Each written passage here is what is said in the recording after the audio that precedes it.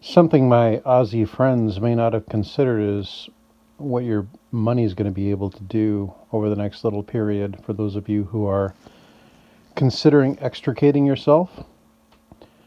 Charting is a hobby of mine, so I thought I'd put together the Aussie US dollar chart so you can see perhaps some choices you should make based on where you're going to put your money in regard to the value of your currency. So let's do that. This is a little busy right now, so I'm just going to move some of the stuff out of the way so you can see what I'm talking about. We'll bring all that stuff back in. So this is the Aussie dollar chart, and it goes back to 1971. And 1971 is when the world went off the gold standard, and that's pretty much when this chart begins as it compares to the American dollar, because essentially that was a currency reset in the world. So,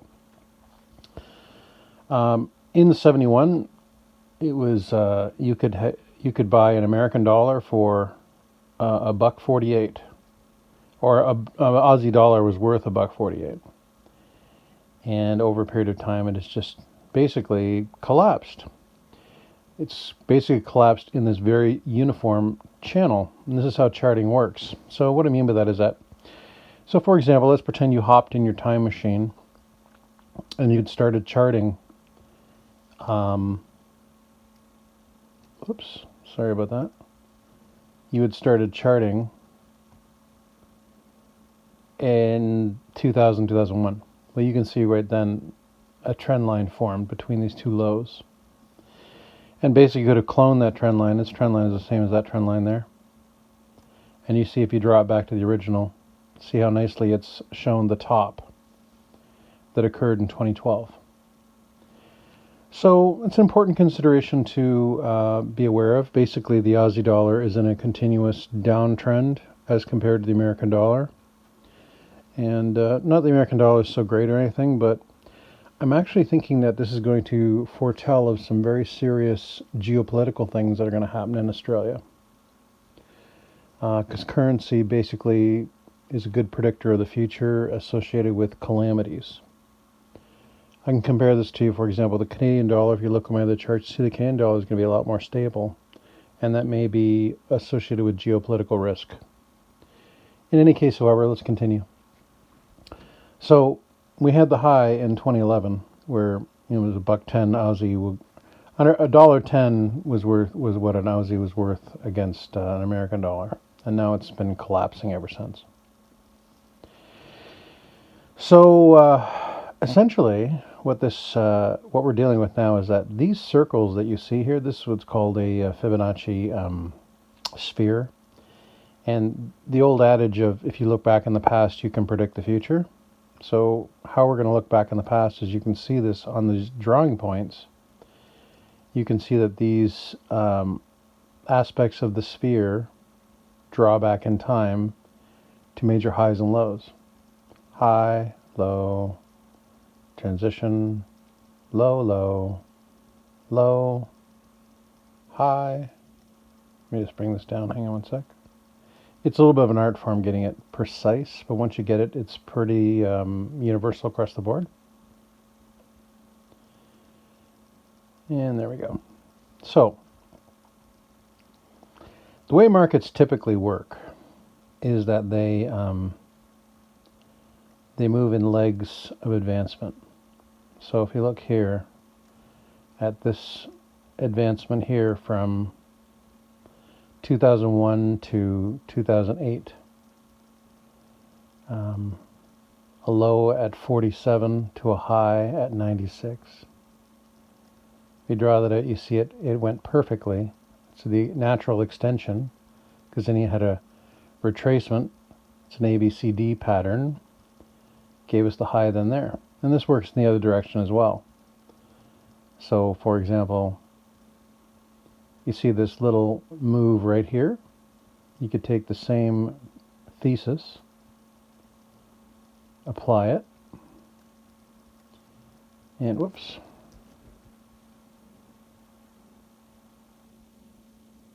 Take the same thesis, apply it, and you can see you also get the natural conclusion there. But this also goes in the macro level. So what I mean by macro is that all the way back in 71 when we're up here, okay, we have the collapse down to the low at 47, okay? And then we've got this rise right here is not unlike this collapse right here on a more micro level. Essentially, the Aussie dollar very soon is going to be worth 10 cents American. Not very soon, but in the near future. And I'll show you what the timetable on that looks like. So, this line here is what we call a floor. And this line here will be a ceiling, okay? Now, what do I mean by floor and ceiling? So as time goes by, you see the Aussie dollar comes to this point. It pauses here for a moment and then goes through what at one point was a floor. Fell through, and then at this point again, it hit this point and then bounced back up. Came back up to the floor, which now is a ceiling, had some resistance, popped through, but wasn't very strong. It just basically fell through it again. And it kept trying to get through that floor, and so essentially that floor became a ceiling. On and on and on, until finally a little bit of despair happened here, where it really spent some time underneath this floor, but once again rose above it. So these lines are basically always becoming floors and ceilings. Once again, it's a ceiling here, ceiling, ceiling, pops through the ceiling, and then goes back out, goes down to this floor, up to the ceiling, then it becomes a floor, and then up to the trend line. The trend line is really what you really want to pay attention to. These are just trading examples. But I want you to notice that an object in motion, in a particular motion, usually stays going in that motion. And so the global trend for the Aussie dollar is down. Regardless of what you want to say about the American buck, that's what's going on. So this came down and very easily blew through this floor and became the ceiling again. Came up here, became the ceiling, became the ceiling. And now we're going to be visiting this floor again. And it's visited it so many times, I feel the next time we incur through it, that's it, lights out. So we take that measurement I talked about earlier, we apply it out into the future, about 2035, and you can see that by about 2035, the Aussie dollar is going to be worth about a dime American. How's that going to happen? Well, we then take the circles that I mentioned to you earlier, and we can draw them into the future. Because once you establish the previous pattern, it then becomes universal into the future.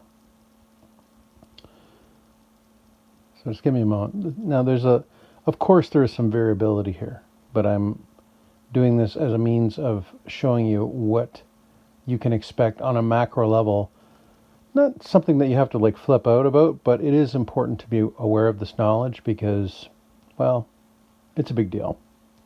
Especially from the standpoint of preserving your ability to have capital. So,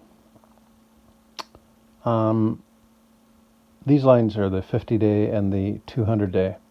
And anytime you get a cross, basically it's a sign that things are going south.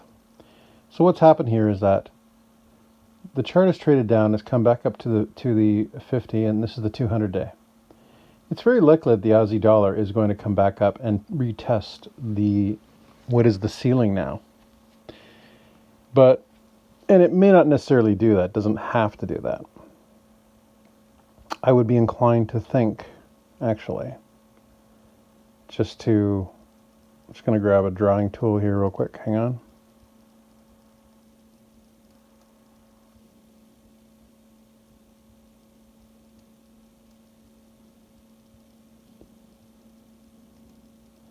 I would be inclined to think, you see that trend line you see there?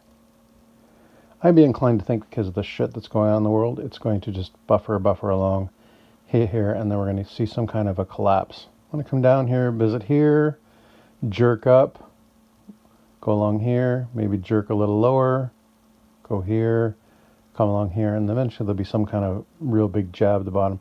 That ultimately, maybe when the currency system completely collapses, I can't speculate. But bottom line is the Aussie dollar is in a serious downtrend.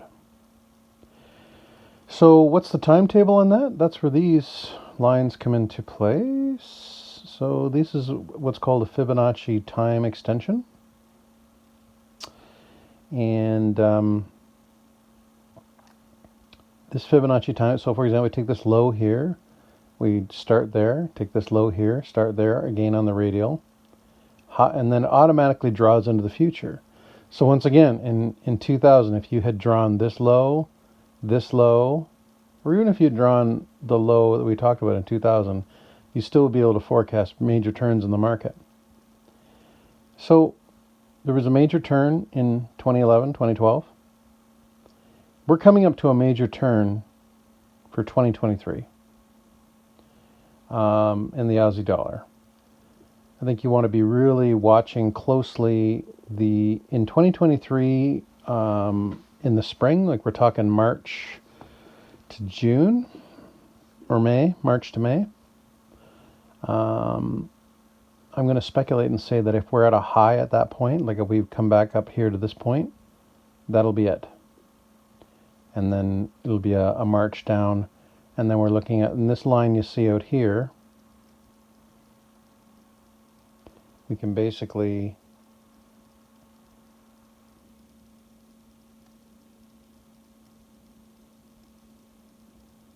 the 2030. We always have to keep this measured move in mind, and the measured move we mean that we go when we go back to drawing the total declination and then the rise and then the final declination. The earliest the bottom in the currency arrives is about 2035, but there is a lot of horse shit on the way, and it's going to be this slow grinding destruction in Aussie purchasing power. What's going to cause that to spike down? Well, let's face it, if there was a war in the Pacific or any kind of conflict in the Pacific and shipping was hampered or whatever, no one would want Aussie dollars. The same thing holds true if there was another pandemic, which it is prophesied to. There's going to be another one in 2030. And so, yeah. So if you have Aussie dollars, my recommendation is to get them into either another currency or hard assets. Maybe companies that are going to flourish. Of course, you can get your money into the Russian stock market. You'll do well. And, there's lots of things to be considered. But definitely, it's...